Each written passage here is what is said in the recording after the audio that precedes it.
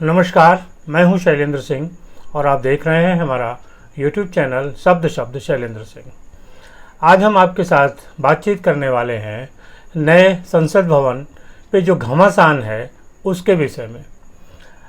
नए संसद भवन का उद्घाटन 28 मई को प्रधानमंत्री नरेंद्र मोदी के द्वारा किया जाना है और इस बारे में एक पत्र 18 मई को लोकसभा अध्यक्ष ओम बिरला ने प्रधानमंत्री जी को लिखा था और उसके बाद से ही एक दो दिन बाद तो विपक्ष ये सोचने में लगा रहा कि आखिर इसका क्या किया जाए, लेकिन धीरे धीरे उन्हें ये समझ में आया कि वो इस समारोह में हिस्सा तो ले नहीं सकते, तो आखिर इसका बायकॉट कैसे किया जाए, कैसे वो इस समारोह से अलग हों। कांग्रेस नेता राहुल गांधी ने सबसे पहले ट्वीट किया और उन्होंने कहा कि इस नए संसद भवन का उद्घाटन राष्ट्रपति द्रौपदी मुर्मू के जरिए कराया जाना चाहिए, क्योंकि वो राष्ट्रपति हैं और देश की प्रथम नागरिक हैं और वही जो संविधान के तहत जो मुखिया हैं संसद भवन की भी, वो भी वही हैं। और इसके बाद धीरे धीरे पूरा विपक्ष एकजुट होने लगा और सब ने यही मांग पकड़ ली कि राष्ट्रपति को इसका उद्घाटन करना चाहिए। अगर राष्ट्रपति पहले से इसका उद्घाटन करती तो क्या विपक्षी दल एक साथ समारोह में हिस्सा लेते? शायद नहीं। उसकी वजह यह है कि जिस दिन से ये संसद भवन बनना शुरू हुआ उस दिन से दलों का विरोध है। विरोध के तमाम कारण रहे कि इसमें खर्चा ज़्यादा हो रहा है, यहाँ तक कि इसको लेके कोर्ट तक मसला गया, लेकिन कोर्ट ने भी इसमें रोक नहीं लगाई और ये संसद भवन बनता रहा। फिर बीच में कोविड का पीरियड आया जहाँ पे चारों तरफ त्राही त्राही हो रही थी। उस समय कोविड का बहाना बनाकर ये कहा गया कि कोविड में जब देश इतने दुविधा में है, इतनी तरीके की दिक्कतों में है, तब इसको नहीं बनाया जाना चाहिए, ये फिजूल खर्ची है। तो जिस दिन से बन रहा था विरोध उसी दिन से हो रहा था और अंततः जब उद्घाटन का समय आया तो उस विरोध को एक नई तरीके की हवा देने की कोशिश की जा रही है और वो हवा ये है कि इसकी जगह प्रधानमंत्री की जगह राष्ट्रपति को इसका उद्घाटन करना चाहिए। अब थोड़ा सा देखते हैं कि किन किन दलों ने इस जो 19 दल हैं उन्होंने इस पक्ष में अपनी राय रखी है, उन्होंने इसका बायकॉट किया है। इस 19 दलों में एक दल समाजवादी पार्टी भी है। समाजवादी पार्टी के नेता हैं अखिलेश यादव। 2012 में उत्तर प्रदेश में समाजवादी पार्टी की सरकार बनी थी और उस समय जो मुख्यमंत्री बने वो अखिलेश यादव। अखिलेश यादव जब मुख्यमंत्री बन के विधान भवन पहुँचे, उत्तर प्रदेश का जो विधानसभा है उसमें, तो कुछ समय बाद उनको ये बताया गया कि ये जो विधान सभा भवन है ये पुराना हो गया है और मुख्यमंत्री सचिवालय एनेक्सी से चलाना पड़ता है जो विधान सभा भवन से थोड़ा सा पीछे है। तो इसलिए क्यों नहीं एक नया विधानसभा बने जिसमें विधानसभा की भी व्यवस्था हो, वहीं मुख्यमंत्री का कार्यालय हो और वो आधुनिक हो, तमाम सुविधाओं से युक्त हो और जो दिक्कतें पुरानी विधानसभा में हैं वो वहाँ ना हो। इसको लेके अखिलेश यादव ने अपनी सरकार में एक फैसला लिया और लोक भवन बनवाने का काम शुरू किया। ये जो लोक भवन है ये विधानसभा भवन के ठीक सामने सड़क के उस पार है।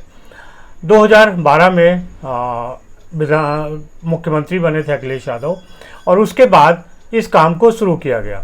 रिकॉर्ड समय में, यानी कम से कम समय में 2016 में ये भवन बनके तैयार हो गया।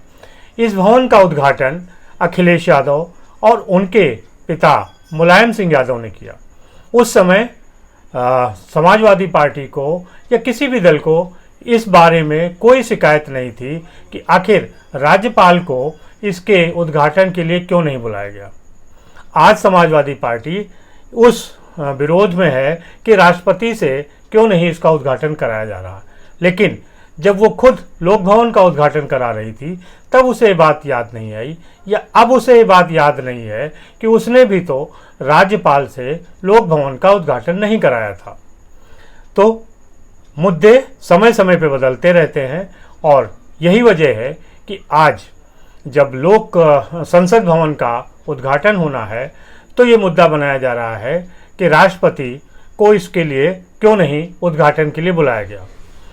ओवैसुद्दीन ओवैसी जो नेता हैं, उनका एक अलग तर्क है। उनका कहना है कि लोकसभा का जो स्पीकर है वही उद्घाटन के लिए सबसे प्रमुख होना चाहिए, लेकिन यहाँ तो लोकसभा का जो अध्यक्ष है वो एक तरीके से मेहमान नवाजी कर रहा है और उसने उद्घाटन करने के लिए प्रधानमंत्री को बुलाया है।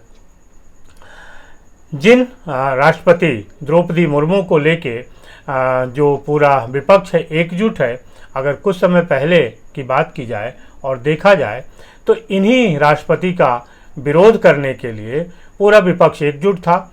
उस समय विपक्ष को ना तो उनके दलित होने की याद आई, ना उनके महिला होने की याद आई, और उस समय ये जो 19 दल हैं करीब करीब यही यशवंत सिन्हा को राष्ट्रपति बनाने के लिए आगे बढ़ चुके थे और उनको उन्होंने राष्ट्रपति पद का उम्मीदवार बनवाया था। अब उन्हीं राष्ट्रपति के अपमान की बात करके ये कहा जा रहा है कि ये लोकतंत्र की हत्या है, राष्ट्रपति का अपमान है, दलित का अपमान है, महिला का अपमान है। अगर इतिहास में जाएं तो कई बार ऐसे प्रसंग हैं जहां राष्ट्रपति और प्रधानमंत्री के बीच तमाम तरीके के विवाद रहे हैं और प्रधानमंत्री ने उनको एक तरीके का वो प्रोटोकॉल नहीं दिया जो उनको देना चाहिए था। बहुत सारे नाम हैं, इतिहास में बहुत सारी घटनाएं इसको लेके लिखी गई हैं, खास तौर से इंदिरा गांधी और राजीव गांधी के समय के विशेष प्रसंग हैं। उनको बार बार दोहराने की ज़रूरत नहीं है, लेकिन विपक्ष की जो दिक्कत है वो क्या है? दरअसल विपक्ष की दिक्कत ये है कि ये जो संसद भवन बन रहा है इसमें अगर प्रधानमंत्री जब उद्घाटन करेंगे तो एक तरीके से इतिहास में उनका नाम दर्ज हो जाएगा।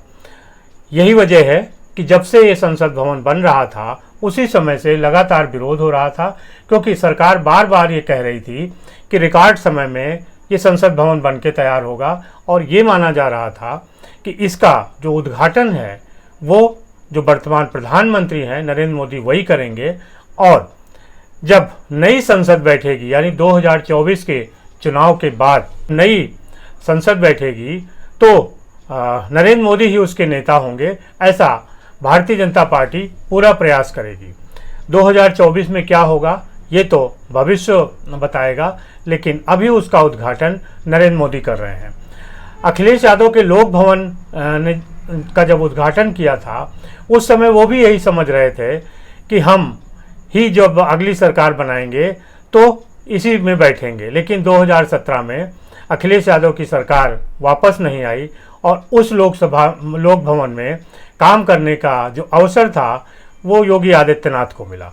2024 के बाद क्या हालात होंगे ये अभी कहना सही नहीं है, लेकिन उद्घाटन का जो पत्थर है वो नरेंद्र मोदी के हाथ लगेगा और 2024 का जो लोकसभा चुनाव होगा उसमें जो मुख्य बिंदु या जो मुख्य बातें लेके प्रधानमंत्री जाएंगे उनमें एक बड़ा जो मुद्दा है वो संसद भवन का होगा। उसके अलावा राम मंदिर अयोध्या का है। तीसरा जो एक डेवलपमेंट है, सड़कों का जिस तरीके से जाल बिछाया गया है वो होगा। एक तरीके से देखें तो प्रधानमंत्री नरेंद्र मोदी अपने पिछले 10 सालों का जो उनका कार्यकाल रहा है उसमें जो उनकी उपलब्धियां रही हैं उनको लेके वो 2024 के चुनाव में जाएंगे, जिसमें वाराणसी के काशी विश्वनाथ का कॉरिडोर भी है, महाकाल का कॉरिडोर भी है, राम मंदिर भी है, तमाम जो सड़कों का जाल बिछाया गया है पूरे देश में, हाईवे पुल वो हैं, जो मेट्रो चलाई गई हैं वो हैं, संसद भवन है और इस तरीके के तमाम ऐसे वो मुद्दे हैं जिनको नवनिर्माण की तरह देखा गया है। दरअसल प्रधानमंत्री का जो ये कार्यकाल शुरू होगा 2024 से, उसमें वो दो इतिहास को जोड़ने की कोशिश करेंगे, युवा और पुराना। तो इसके लिए जो नई नई चीज़ें हैं उनका वो उदाहरण देंगे, जिनमें संसद भवन है, राम मंदिर है और भी बहुत सारे ऐसी इमारतें हैं जो बनाई गई हैं इस कार्यकाल में। और दूसरी तरफ जो विपक्ष है वो पूरी तौर से ये साबित करना चाहता है कि भारत के प्रधानमंत्री नरेंद्र मोदी पूरी तरीके से निरंकुश हैं, वो लोकतंत्र का ध्यान नहीं रख रहे हैं, राष्ट्रपति का ध्यान नहीं रख रहे हैं, अपनी इमेज चमकाने की कोशिश कर रहे हैं। याद करिए कि जब 2014 में मोदी की सरकार बनी थी, उसी समय उनकी सरकार को सूट बूट की सरकार कहा गया था और ये कहा गया था कि नरेंद्र मोदी बहुत ही ऐसे नेता हैं जो खुद के इर्द गिर्द ही सारी चीज़ों को रखना चाहते हैं। उद्घाटन हो या विदेश यात्रा हो या एक तरीके का वो इवेंट मैनेजमेंट करते हैं। हाल के दिनों में उनकी जो विदेश यात्रा रही है उसमें जिस तरीके से जिन जिन देशों में वो गए और वहाँ जिस तरीके से उनका स्वागत हुआ, वो एक तरीके से विपक्ष के जो सीने पे सांप लौटने वाली जो कहावत है वो होती है। लिहाजा विपक्ष इस बारे में बिल्कुल एकजुट है कि किसी भी तरीके से जो संसद का उद्घाटन हो रहा है उसको कहीं न कहीं धूमिल किया जा सके, या जो छवि नरेंद्र मोदी बनाना चाहते हैं वो छवि न बना पाएँ। मुख्य कारण विरोध का यही है, अन्यथा इसके अलावा ऐसा कोई कारण नहीं है, क्योंकि इसके पहले भी तमाम राज्य हैं जहाँ पे कि नए कामों का उद्घाटन मुख्यमंत्री करता है, वहाँ वो राज्यपाल को नहीं बुलाते। और अगर राष्ट्रपति प्रधानमंत्री की बात की जाए तो उसके भी तमाम उदाहरण मौजूद हैं। किसको क्या करना है, ये जो मौजूदा व्यवस्था है तय करने का अधिकार उसको है। जो लोकसभा अध्यक्ष हैं उन्होंने प्रधानमंत्री को इसके लिए आमंत्रित किया है, दूसरे तमाम सांसदों को भी आमंत्रित करना था। विपक्षी सांसदों की दिक्कत ये है कि वो उस लोकसभा में कैसे बैठ सकते हैं, वो कैसे ताली बजा सकते हैं जिसको नरेंद्र मोदी की सरकार ने बनाया हो। यानी नरेंद्र मोदी सरकार की तारीफ न करनी पड़े, उसका एक ही रास्ता है कि आप समारोह का बायकॉट करिए। इस जो बायकॉट की मुहिम है इसका नेतृत्व कांग्रेस कर रही है। कांग्रेस के लिए अलग दुविधा है। अलग दुविधा इसलिए है क्योंकि उसके नेता जो पहले राष्ट्रीय अध्यक्ष भी रहे राहुल गांधी, उनकी सदस्यता खत्म हो गई है, वो बतौर सांसद वहाँ नहीं बुलाए जाएंगे। लिहाजा जहाँ अपना नेता ही ना बुलाया जाए वहाँ दूसरे सांसद कैसे जा सकते हैं। और इसको बायकॉट करने का बहाना यही बनाया गया कि राष्ट्रपति अगर उद्घाटन कर रही होती तो सारा संसद एकजुट होता, एक साथ होता। लेकिन चूँकि नरेंद्र मोदी प्रधानमंत्री इसका उद्घाटन कर रहे हैं, इसलिए इन 19 दलों के सांसद और राज्यसभा सदस्य उस दिन सदन में उपस्थित नहीं रहेंगे। यानी इनको ताली बजाने से छुटकारा मिल गया। नरेंद्र मोदी की तारीफ होती तो एक तरीके का अलग माहौल इनको बनता, और हो सकता है कि अगर राष्ट्रपति को बुलाया गया होता तो भी ये कोई न कोई बहाना बना के और कार्यक्रम का बायकॉट हो ही जाता।